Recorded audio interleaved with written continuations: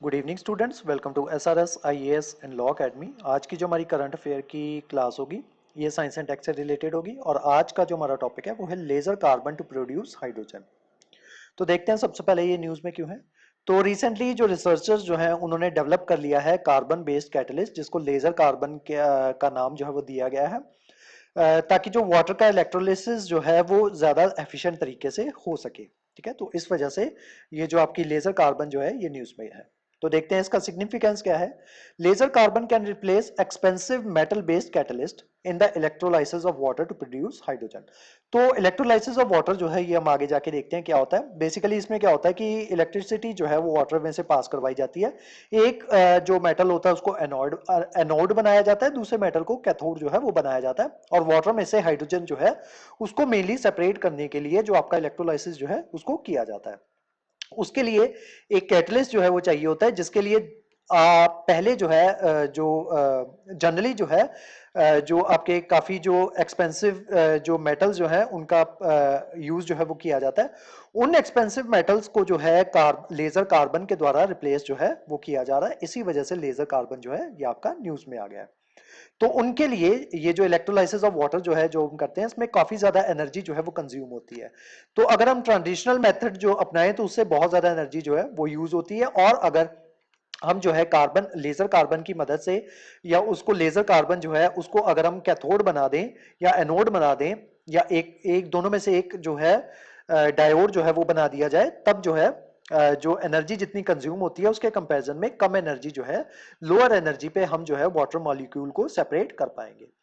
Laser carbon is porous carbon material containing nitrogen that act as a both catalyst and an anode in electrolysis sorry electrolysis. तो जो laser carbon जो है ये एक porous carbon material है जो जिसमें जो है नाइट्रोजन ऑलरेडी प्रेजेंट होती है, जो कि कैटलिस्ट का काम भी करता है और एनोड का काम भी करता है इलेक्ट्रोलिस में। It reduces the energy required for splitting water by lowering the over potential of oxygen evolution reaction। तो मैंने आपको बताया था कि ये जो एनर्जी जो है, जितनी एनर्जी अगर हम नॉर्मली कंज्यूम यूज करते हैं तो उसके कंपैरिजन में ये कम एनर्जी जो है वो कंज्यूम करता है laser carbon. Laser carbon is simpler to synthesize and can be batch manufactured with laser in environment friendly process।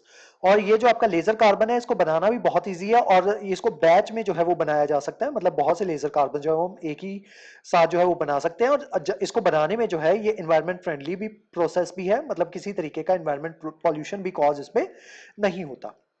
Common catalyst are based on iridium and ruthenium.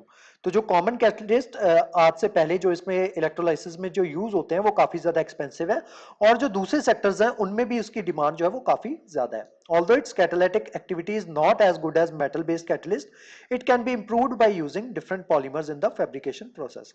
हालांकि ये जो carbon dioxide carbon laser carbon जो है इसकी catalytic activity जो है वो उतनी अच्छी नहीं है, लेकिन अगर थोड़े से डिफरेंट पॉलीमर्स का इस्तेमाल किया जाए तो उसको जो है वो हम इंप्रूव कर सकते हैं।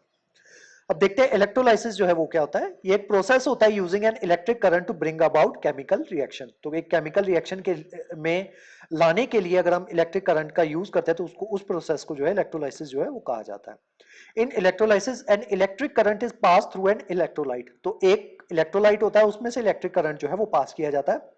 अब इलेक्ट्रोलाइट क्या होता है? ये एक सब्सटेंस होता है that conduct electricity when dissolved in water और मेल्टेड। एक ऐसा सब्सटेंस जो अगर पानी में डाल दिया जाए या उसमें डिसॉल्व कर दिया जाए पानी में या उसको मेल्ट कर दिया जाए तब वो इलेक्ट्रिसिटी जो है वो कंडक्ट करेगा। और उसी इलेक्ट्रोलाइट से जब एक केमिकल चेंज जो है वो आता है तो उसी चीज को इलेक्ट्रोलाइसिस जो है वो कहा जाता है। An electric current causes the positive and negative ions in the electrolyte to move towards the opposite electrodes, causing the separation of electrolyte into constituent elements or the formation of new compound।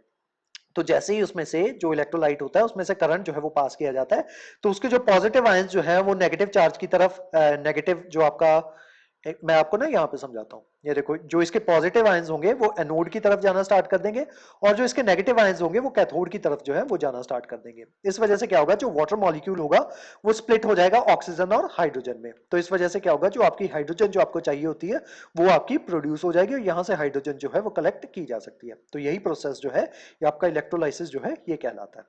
और इसके अंदर जो है ये जो आप red और ये जो ब्लू ये रेड और ब्लू डॉट्स जो है ये देख सकते हो। ये जो रेड डॉट्स जो है ये नेगेटिव चार्ज है, ये पॉजिटिव एनोड की तरफ जो है ये अट्रैक्ट होंगे, और ये जो ब्लू जो है ये पॉजिटिव चार्ज है, ये नेगेटिव एनोड की तरफ जो है ये अट्रैक्ट होंगे। ठीक है, तो उसी वजह से ये जो आपके वाटर मॉलिक्यूल जो है वो बढ़ जाएगा ऑक्सीजन और हाइड्रोजन के बीच में। ठीक है, तो इस तरीके से इसी चीज को इलेक्ट्रोलाइसिस जो है ये कहा जाता है, और ये बैटरी की मदद से इसमें जो करंट जो है इसको कैथोड और एनोड को जो है करंट जो है वो प्रोवाइड करवाया जा रहा है।